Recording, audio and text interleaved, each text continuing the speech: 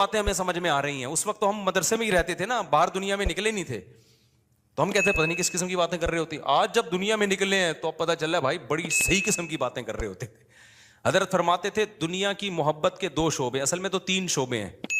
جب ہم کہتے ہیں نا دنیا سے محبت نہ کرو, تو اس کے بہت سارے شعبے, لیکن میجر شعبے اس کے 3 ہیں. یہ 3 چیزوں کو کہا جاتا ہے دنیا سے. نمبر 1 حب باہ. باہ کا مطلب شہوت پرستی, ٹھڑک, لڑکیوں کو دیکھنے کا ہر وقت, فحش فلمیں کا, اور ہر وقت جو ہے نا حلال پہ کم بخت کو قناعت ہی نہیں ہو رہی ہے. کچھ ایسے ٹھرکی سوسائٹی میں ہوتے ہیں کہ نہیں ہوتے, کہیں کوئی انٹی گزر رہی ہو تو گھر تک پہنچا کے آئیں گے اس کو. اپنی بیوی سے بات کرنے کا ٹائم نہیں ہے, ہر ایک کی بیوی کو گھور گھور کے, ان سے برداشت ہی نہیں ہوتا. اٹ از کالڈ ٹھڑک. یہ حب باہ کہلاتی ہے. کیا کہلاتی ہے؟ اس کو یہ لفظ یاد رکھ لیں, حب باہ. باہ ہونی چاہیے, باہ کہتے ہیں مردانگی کو. یہ باہ تو ضروری چیز ہے صحت کے لیے. یہ نہ ہو تو آدمی شادی کیسے کرے گا, اولاد کیسے ہوگی, بیوی سے محبت کیسے کرے گا. لیکن باہ ایک حد سے آگے تجاوز کرتی ہے تو یہ ٹھڑک بن جاتی ہے. یعنی حب باہ کا اردو میں آسان نام لفظ کیا اس کے لیے؟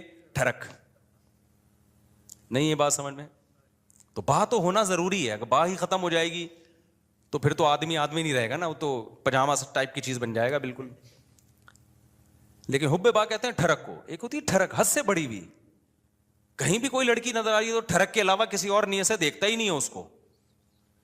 ہوتے ہیں ایسے سوسائٹی میں لوگ, ان کا علاج بھی کرنا پڑتا ہے, ان کو چھڑوانا پڑتا ہے کچھ دن, عورتوں سے دور رکھنا پڑتا ہے. کسی کو لڑکوں کی ٹھڑک بھی اللہ معاف فرمائے تو بہت ہی غلیظ ٹھڑک ہے, یہ بھی پڑ جاتی ہے کسی کو. تو اتنی ہو کنٹرول میں, شہوت کنٹرولڈ ہونی چاہیے. آپ کو حلال اور حرام کا فرق ہونا چاہیے. تو جس کے اندر یہ ٹھڑک ہے تو اس کو بھی تصوف کی اصطلاح میں کہا جاتا ہے یہ دنیا کی محبت کا مریض ہے.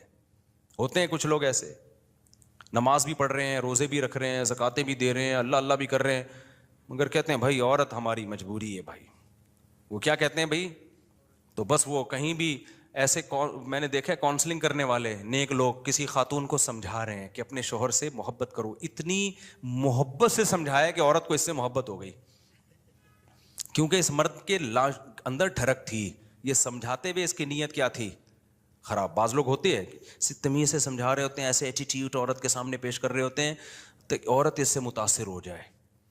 تو بتاتے نہیں ہیں کہ ہم برے ہیں, لیکن ایٹیٹیوڈ سے لگتا ہے کہ بھائی تم 2 نمبر آدمی ہو, تم کیا ہو. ایک آدمی کہا میں کسی داڑھی والے کے پاس اپنی بیگم کو لے کر گیا تاکہ وہ میری بیگم کو سمجھائے. وہ داڑھی والا کہہ رہا ہے آدھا گھنٹہ تک میری بیگم ہی کو دیکھتا رہا کم بخت. کہہ رہا مجھے اتنا غصہ آیا. تو میں نے کہا تم پہلے تحقیق تو کر لو کہ کس کے پاس لے کے جانا ہے, کس کے پاس لے کے نہیں جانا. سمجھواؤ اس آدمی سے رہے ہو جس کے بارے میں خود خطرہ ہے کہ اتنا نہ سمجھا, ایسا نہ ہو یہ سمجھا کے اپنے ساتھ ہی لے جائے. بعض لوگ سمجھانے کے لیے گھر پہنچ جاتے ہیں. تو ٹھڑک کہ بھائی جو اللہ نے آپ کے لیے بنائی ہے وہ آپ کی ہے, باقیوں سے نا امید, ختم, ہماری کچھ نہیں لگتی, ایسی کی تیسی جاؤ بھائی. یہ ٹھڑک جس دن ختم ہو گئی تو اس کا مطلب دنیا کی محبت 1/3 آپ کے اندر ختم, 1/3 آپ انسان کے بچے بن گئے. دوسرا شعبہ حب مال, پیسے کی ٹھڑک. پیسے کی محبت بری نہیں ہے, یہ نیچرل ہے, کیونکہ پیسوں سے بہت ساری ضرورتیں پوری ہوتی ہیں انسان کی. محبت نہ ہوگی تو کمائے گا کیسے؟ ایک آدمی کو نوٹ اچھے ہی نہیں لگتے تو وہ صبح جائے گا, کمائے گا, مزدوری کرے گا وہ. تو اسلام نے یہ نہیں کہا کہ پیسے سے محبت نہ کرو, وَإِنَّهُ لِحُبِّ الْخَيْرِ لَشَدِيدٌ, خیر کہا اللہ نے, اس سے بے شمار ضرورت پوری ہوتی ہے. جیسے باہ کی محبت بری چیز نہیں ہے, ٹھڑک بری چیز ہے, ایک لمٹ میں ہونی چاہیے, ایسے ہی پیسے کی محبت بھی بری چیز بولو نہیں ہے, نیچرل ہے. کوئی کہتا ہے نا کسی عالم کے دل میں پیسے کی طلب ہی نہیں ہے, جھوٹ بولتا ہے وہ. کیوں نہیں ہے بھائی طلب؟ یہ کیسے ممکن ہے کہ ایک عالم دین و بزرگ کو پیسے کی طلب ہی ختم ہو جائے؟ وہ کھائے گا کہاں سے؟ بھیک مانگے گا لوگوں سے؟ بیوی بچوں پہ کیسے خرچ کرے گا؟ پڑھائے گا کیسے اپنی اولاد کو؟ اور شادیاں کیسے کرے گا؟ ایک نہیں ہوتی, 2-3 کہاں سے کرے گا وہ؟ تو یہ جو اس طرح کی باتیں کرتے ہیں نا, حضرت جی کے دل میں پیسہ ہونا نہ ہونا برابر ہے, حضرت کو کہیں سے 1 کروڑ روپے آ جائیں یا نہیں آئیں کوئی صحت پہ اثر نہیں پڑتا. اس کا مطلب یہ حضرت کے اندر کے سافٹ ویئر کیا ہیں, یہ اپڈیٹ ہی نہیں ہے. یہ ایسے ہی جیسے ہمارے حضرت اتنے نیک ہیں, کوئی عورت گزر جائے, حسینائیں آ جائیں, کوئی بھی کچھ ہوتا ہی نہیں ہے. بھائی حضرت نہیں ہے, یہ کچھ اور چیز فلم ہے. یہ کیس کچھ کیا ہے, یہ کچھ الگ کیس ہے, ان کو علاج کی ضرورت ہے. وہ میں اکثر لطیفہ سناتا رہتا ہوں, وہ پرانا ہو گیا بہت, اب دوبارہ سنا دیتا ہوں. وہ ایک دیہاتی کسی مولوی صاحب کے پاس گیا کہ مولوی صاحب متقی, بار بار قرآن کہتے ہیں متقی جنت میں جائیں گے, متقی جنتی, متقی کسے کہتے ہیں؟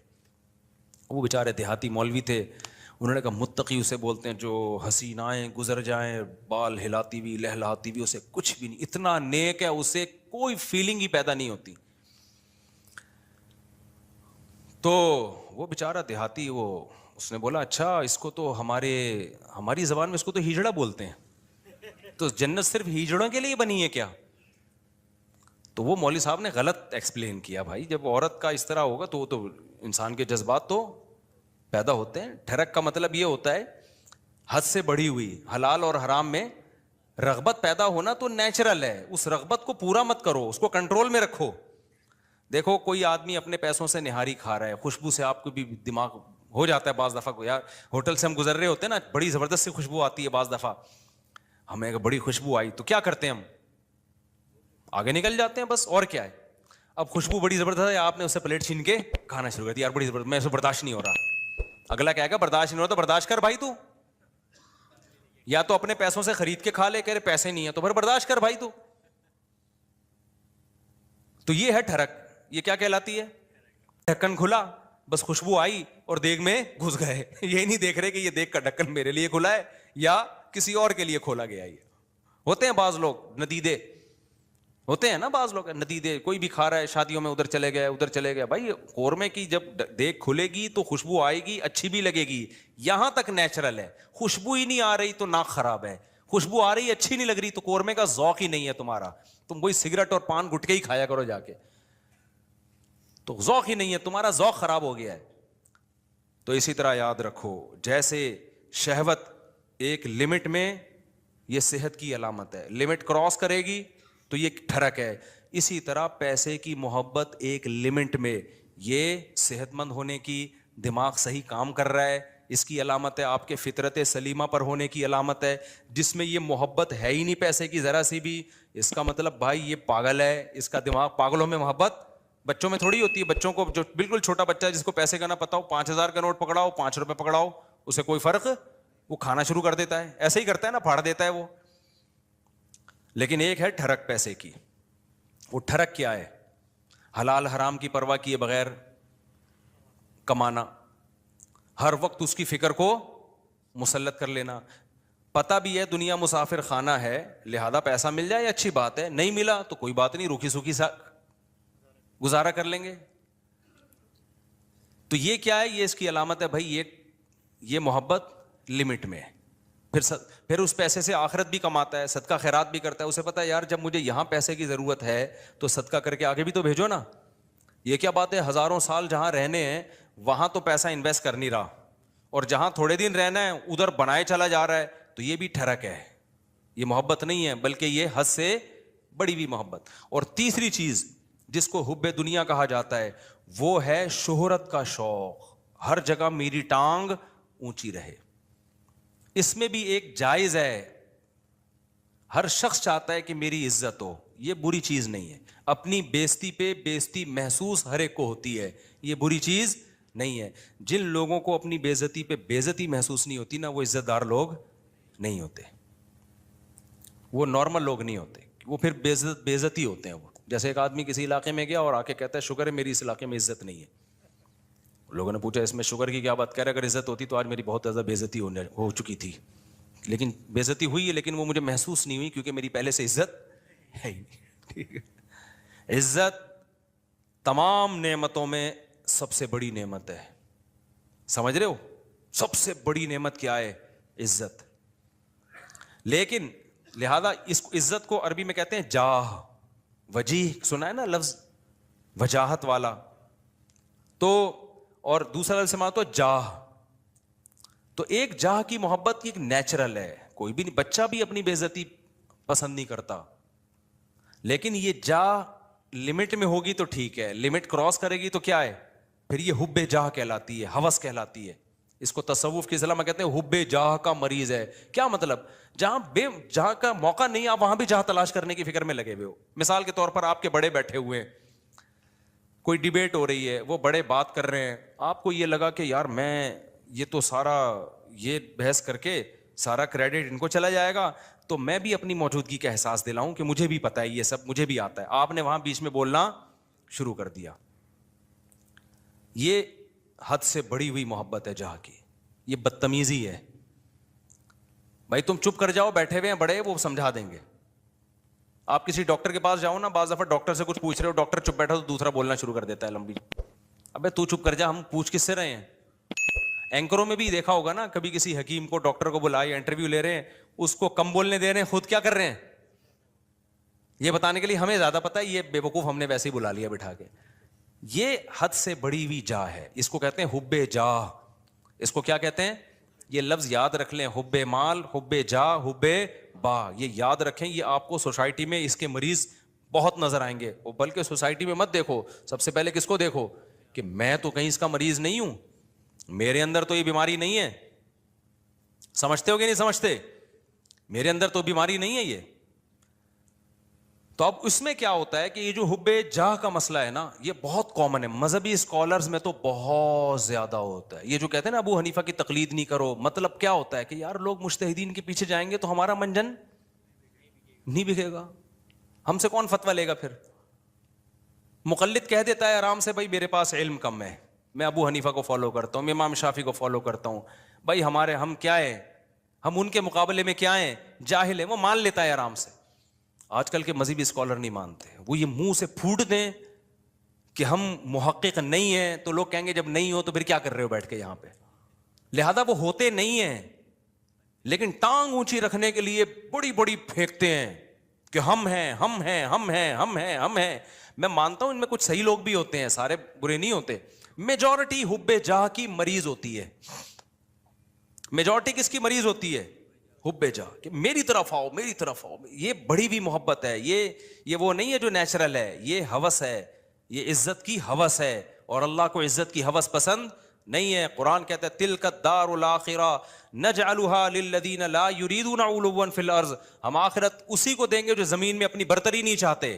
یہاں برتری سے ناجائز برتری مراد ہے, ہر جگہ اپنی ٹانگ اونچی رکھنا. مجھے یاد ہے ایک دفعہ میں کہیں گیا, کوئی علماء بیٹھے ہوئے تھے, عرب علماء تھے, تو عربی میں بات کر رہے تھے, کچھ سلام دعا ہو رہی تھی, میں بھی کچھ بات چیت, تو ایک لڑکا نو عمر بیٹھا, وہ بیچ میں بولنا شروع, سوال مجھ سے پوچھ رہے ہیں, جواب کون دے رہا ہے, وہ. تو میں نے بعد میں اس کو الگ سے سمجھایا, میں نے کہا آپ میں حب جاہ کی بیماری ہے. کیا ہے؟ میں نے کہا انسان کو اپنی بیماریوں کا خود پتہ نہیں چلتا.